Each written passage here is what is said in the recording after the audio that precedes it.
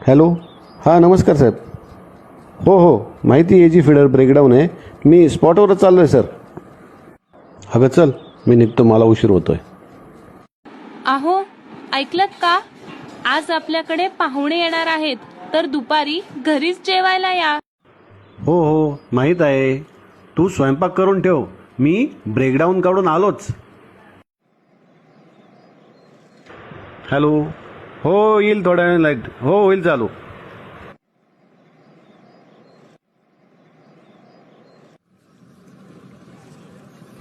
का हो मोरे दादा, कुठे निघाली? अहो शिंदे, एजी फीडर ब्रेकडाऊन आहे रात्रीपासून. नुसते फोनवर फोन चालू आहे. त्यात रात्रीची लाईट आहे ना. आता 10 वाजता लाईट बंद होईल 3 फेज. त्याच्या आत मला काम करावं लागेल. फॉल्ट कुठे आहे, कळालं का? हो, हे पहिल्या कट पॉईंटवरच फॉल्ट आहे. जम्प कट झाला आहे. फोन आला होता तसा मला. परमिट घेतलं का मग? नाही, अजून परमिट घेतलं नाही. आता जाऊन फॉल्ट पाहतो आणि फोनवर परमिट घेतो. बरं, ते सगळं ठीक आहे हो, पण तुमची आर्थिंग रॉड कुठे आहे? आता लाईन ब्रेकडाऊनच आहे, तर आर्थिंग रॉडची काय गरज आहे? अहो ऐका माझं, आर्थिंग रॉड घेऊन जा. अहो सकाळपासून नुसते फोन चालू आहे. हे 2 मिनिटात जम्प जोडून घेतो. बरं, काळजी घ्या. पावसाचं वातावरण झालंय, मलाही आता वसुलीला जायचंय. येतो मी.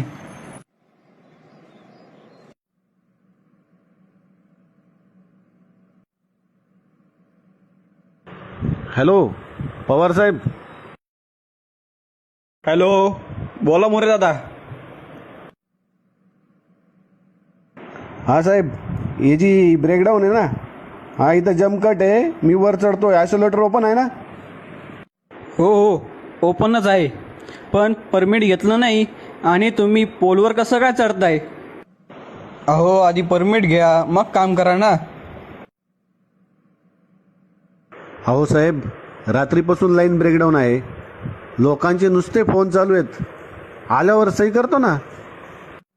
नाही, आधी परमिट घ्यायला या इकडं, त्याशिवाय लाईनवर चढू नका. अहो साहेब, पावसाचं वातावरण झालंय. जाण्या येण्यातच वेळ जाईल. हे 2 मिनिटात जम्प मारून घेतो. बरं, पण तुम्ही इथं आल्याशिवाय मी लाईन चालू करणार नाही. बरं साहेब, तुम्ही म्हणाल तसं. मी आल्यावर लाईन चालू करा, मग तर झालं ना. आर्थिंग रॉड आहेत का सोबत? आणि जोराचं वारं सुटलंय. या एजी फीडरवर दुसरं कोणतं फीडर क्रॉसिंग नाही ना? हॅलो मोरे साहेब, हॅलो.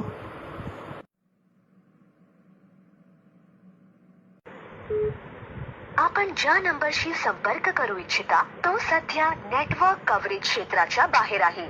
कृपया नंतर प्रयत्न करा.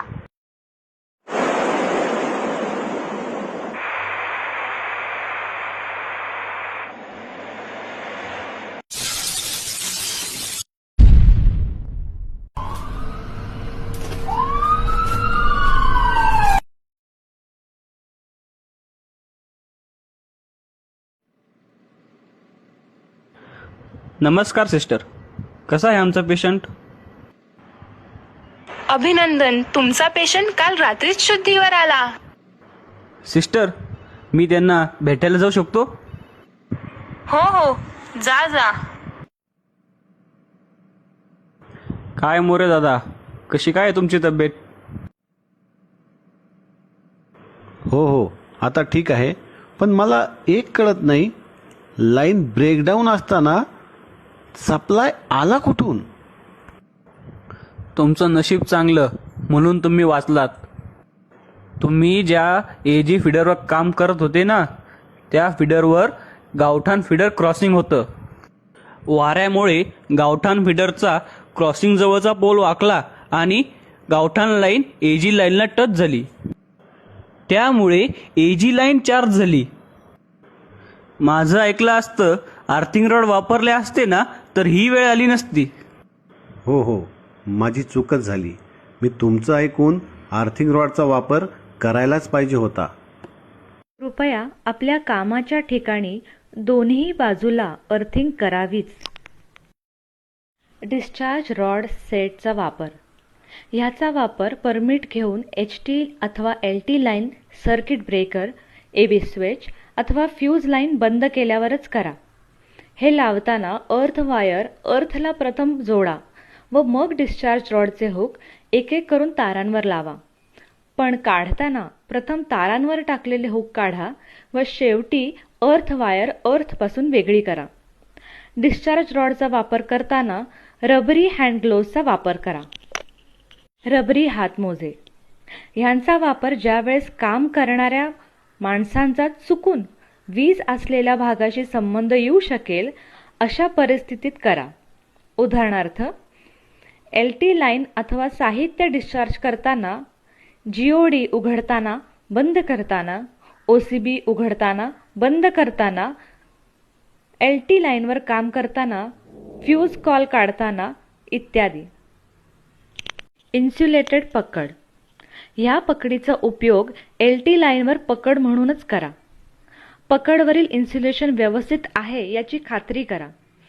पकडीचा उपयोग कटर, हातोडी म्हणून करू नका.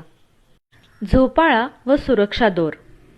हे वापरण्यापूर्वी ते दोषमुक्त आहे याची खात्री करा. झुला, सुरक्षा दोर हे नेहमी क्रॉस आर्मला लावा किंवा बांधा.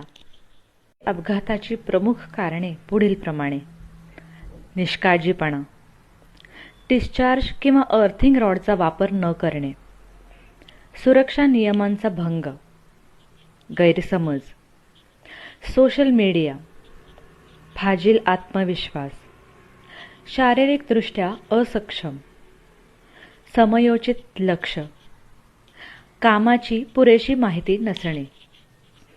आणखी काही अपघाताची प्रमुख कारणे पुढीलप्रमाणे: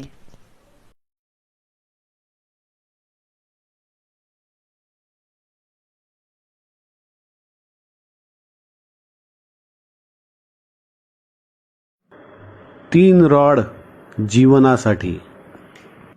सुरक्षा साधनांचा नियमित वापर करा. घरी कोणीतरी तुमची वाट पाहत आहे.